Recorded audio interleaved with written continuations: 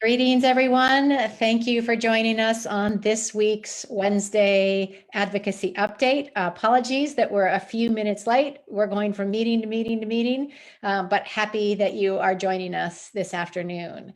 Thanks to Chris Kiley, our Associate Director, for getting us up and running here. And I'm going to turn the floor over to our lobbyist, Shannon Ghangurde. You haven't seen Shannon in a bit. She's been busy after we wrapped up the session, and we took a little bit of a break, wrapped up the session on May 31st, and now are in the waning days, the end of a first special session.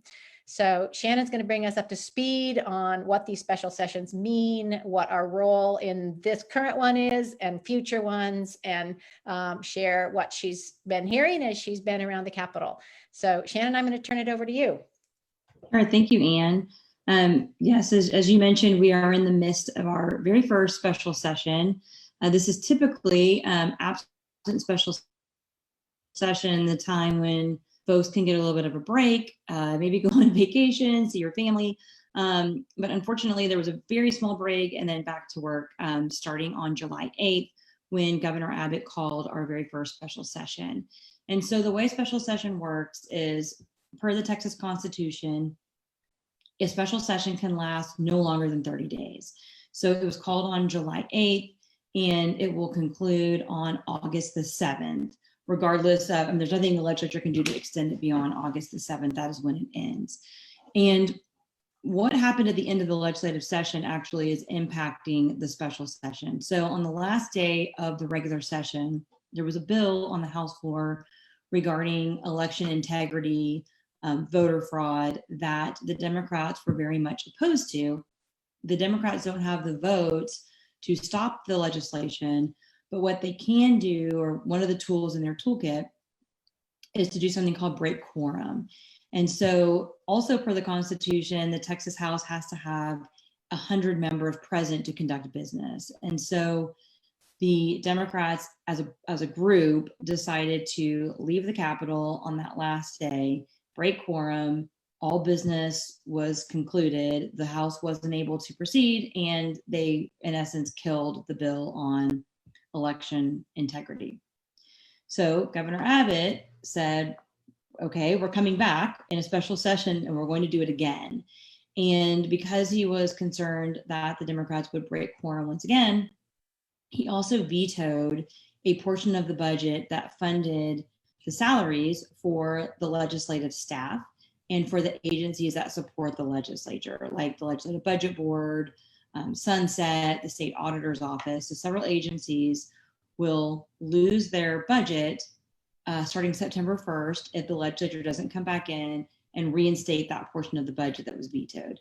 Again, he was hoping that that would keep the Democrats from breaking quorum. Special session starts, and as you have probably seen on the news, if you paid any attention, the Democrats once again broke quorum. This time they went to Washington, D.C., with hopes of getting support from the federal government and from Congress to do something on the federal level addressing election integrity. The Democrats have been in Washington, D.C. throughout the entire special session. So as I mentioned, it's coming to a close, and very likely they will not come back, and no bills will be passed during the first special.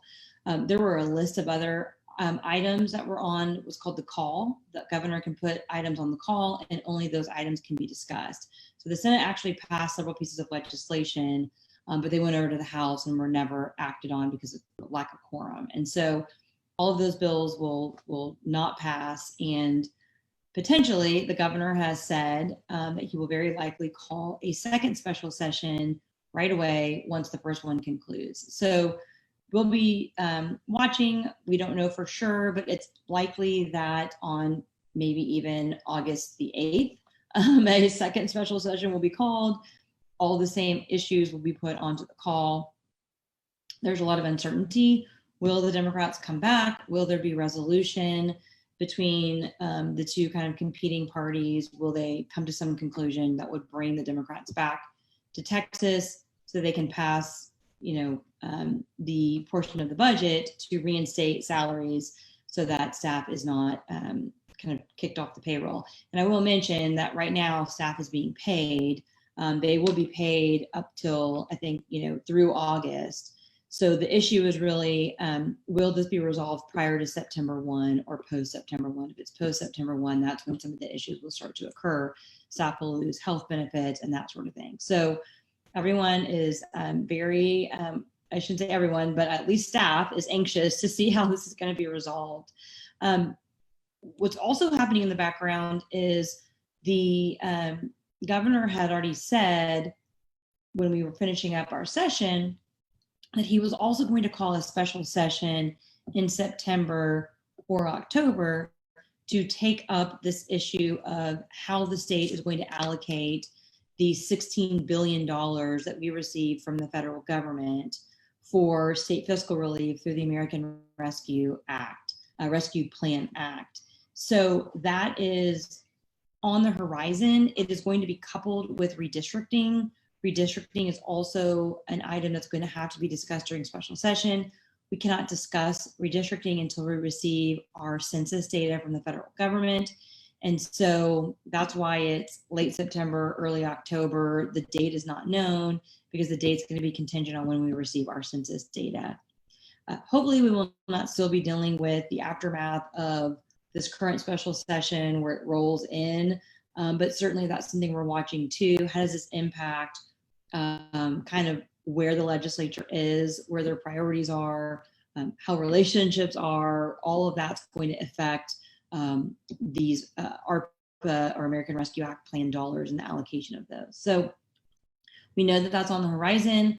What we're working on, Ann said we're going from meeting to meeting. We actually just wrapped up a meeting on this issue, but Texans for the Arts is working with other stakeholders and with agencies to try to put together a request for a portion of the state fiscal relief for the American Rescue Act dollars. And one of the main talking points that we're using is the Department of Treasury, the United States Department of Treasury, put out rules on how the funds are to be spent. And there is actually an entire section that talks about tourism, travel, and hospitality and how those industries were disproportionately impacted by COVID and by the shutdown. And so I think folks listening to this probably can speak to that from what you've seen on the ground, but I think it's really reassuring to note that the Department of Treasury specifically mentioned those industries in the rules and said those industries were impacted. And in fact, went as far as to say, if a state is considering using these funds for an industry other than travel, hospitality, and tourism, that they had to compare the negative impact of that other industry to travel, tourism, and hospitality. And so that's kind of the benchmark to say, if you want to help industry X, were they actually impacted worse than travel, tourism, and hospitality? So we're going to use that as one of our talking points. We're also going to use information we're hearing from the field. So if you have specific information or stories that are helpful, please feel free to reach out and share that with us, because we are putting that together as we speak in terms of a request. And what am I missing? No, I think that's really it. And at the moment in these current special sessions, we're not directly involved with any of that legislation, but getting our ducks in a row and planning now for, again, the bigger special session. But the connection with travel, tourism, and hospitality is real. We all know the impact that that the arts have on travel and tourism. We know what excites us when we travel places, and we also know that tourism is a significant draw and has a significant impact on the economy here. So whether you're a small organization in a small town throwing off a festival and people are coming from far afield to see it, or whether you're an iconic institution with a blockbuster show, you all fit into that role of enhancing tourism and enhancing the quality of life in our communities. So excited to be working on a proposal and sort of looking at our peers around the country who are making similar models and similar appeals to their state legislature to make sure that the arts receive, arts, culture, creativity sector, and our partners